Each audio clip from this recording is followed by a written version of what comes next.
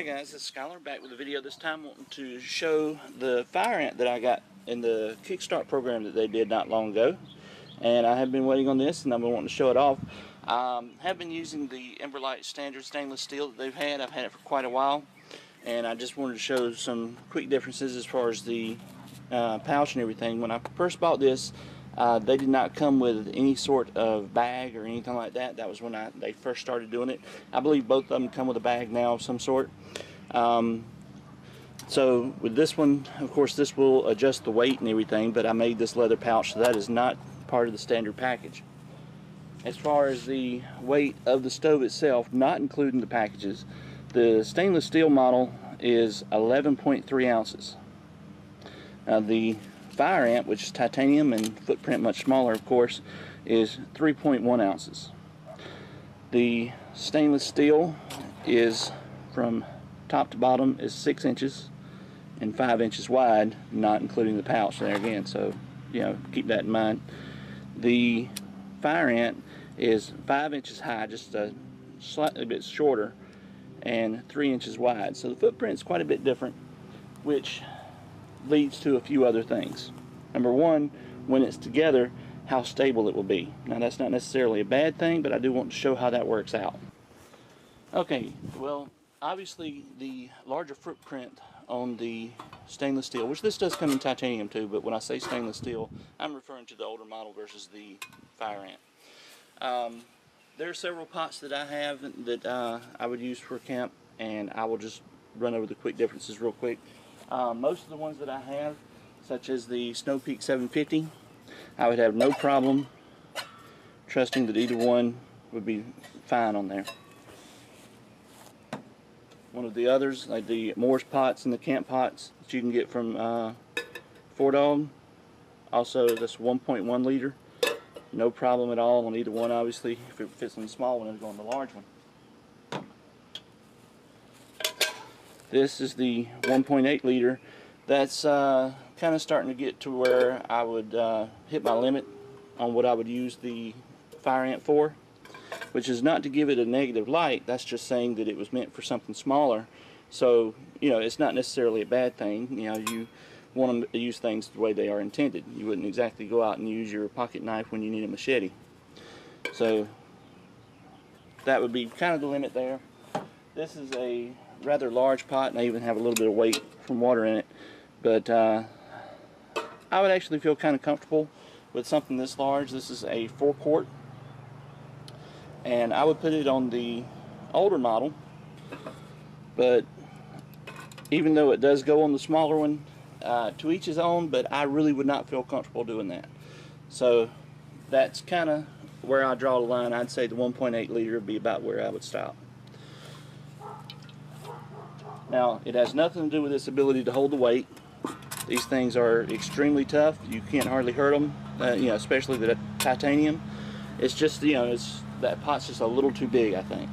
That being said, with stability issues, which I would not really call them issues, it's just what they're designed to do.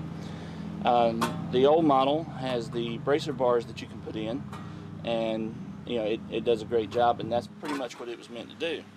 Now, the FireAnt, on the other hand, has a few other features that may make it worth it to you. Let me show you a couple of those.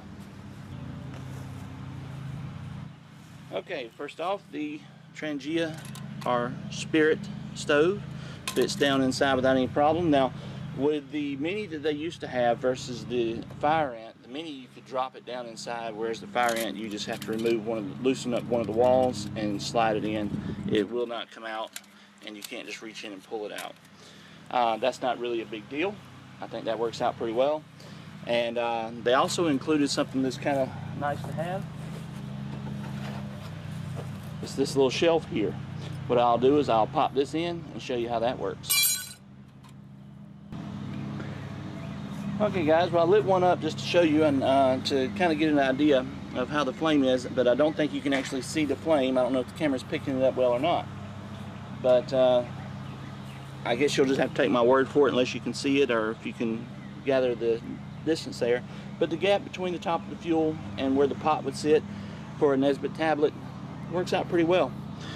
So anyway, as far as the Nesbitt fuel, and of course trioxane, depending on what packaging you get, things like that, whether you get gel or whatever, would all fit down on the shelf, and this would be a pretty good viable fuel source.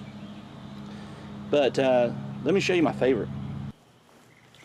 Okay guys, this is one of my favorites. I really like this a lot. As you know, I'm a huge fan of LiveFire, the things that Roger is doing over there as far as the fire cordon. I'm very excited to get. Here's my LiveFire, and I believe it was an accident on how this was discovered. I don't know if Mikhail and the guys did it, or if this was something Adam at Equip to Endure discovered, but I know Adam was showing it. The LiveFire snaps in without any problem. Now, on some of the videos, what they would do is take this panel off and try and balance it to get in there, but I can show you it's pretty easy if you just put the two in there like that, and then just push it down level until it snaps in. And as you can see, that's pretty good, and I'm putting significant force on there, and it's not giving loose. Now this one I'm not going to light up. I got about 10 of these things for Christmas last year, and I am down to about 1.5, so I don't want to light this one up. I'm trying to be a little bit sparing with Christmas around the corner. I'm hoping I'll get a few more from my wife. But anyway, that's the way that works. And Mikhail showed a video with how he was using it for fire shield and some other tips and tricks. So instead of redoing all that, I'm just going to show you what he did. Hang on. Now I'm going to show you a few variations on how to use your Emberlit as a windscreen with a Trangia or any other alcohol stove you have, because some of the side burners, they're more efficient when the pot's right on top, and you can't do that when it's in the bottom of the Emberlit, so I'll show you that here in just a second. And there we go. So as you can see, what I've done is I have unhooked one side of the Emberlit. As you can, I just took the front off from one of the sides. I did the same thing with the Mini here. And so this allows you almost a 3/4 windscreen. So I can put the Trangia right here, as you can see right there. And then I can take my pot, and I can fit my pot right on top of it, and I can cook like that. So now the Emberlit works as a fantastic little windscreen, and you can use this with just about any stove that you have. You know, the opening is wide enough to fit the fuel hose and the canister through, and so now you have a dual purpose. You can carry that other stove if you want and still use the Emberlit as a backup. Now if it's really windy out here, you can take the base plate and you can put it in front of whatever side the wind's coming from if you want to block the wind somewhat. Now I'm going to show you one more method that I know of, and then we're going to head on down to the fishing hole. My little ones are already over there in the creek. They can't wait to get in the water, so it's just such a beautiful warm day. I'm going to in this case, what I've done is I've removed the bottom panel, the base plate, from the Emberlit, and I've taken the whole thing and turned it upside down.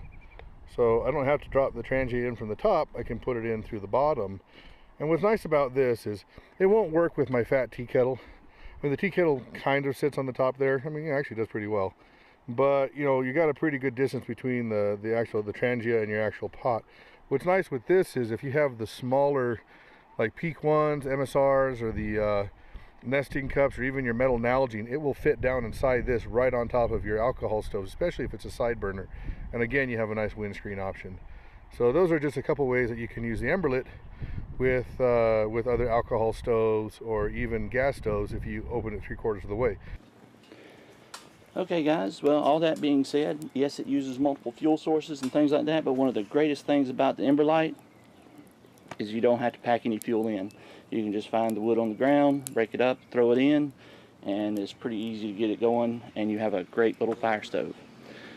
Anyway, I want to give a special thanks to Mikhail and the guys over there. This was a great product, and I think it's awesome.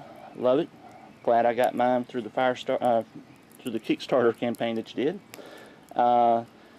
Also, I want to give a special thanks to the Equip to Endure guys. This was brought to my attention through them. I know a lot of you probably watch the Equip to Endure guys, and if you don't, you should. So go over and check them out too. I'll have links to both the Emberlit website and also to Equip to Endure. That's pretty much it, guys. If you have any questions, comments, gripes, or hypes, just let me know, and I'll be back with another video real soon. Thanks for watching.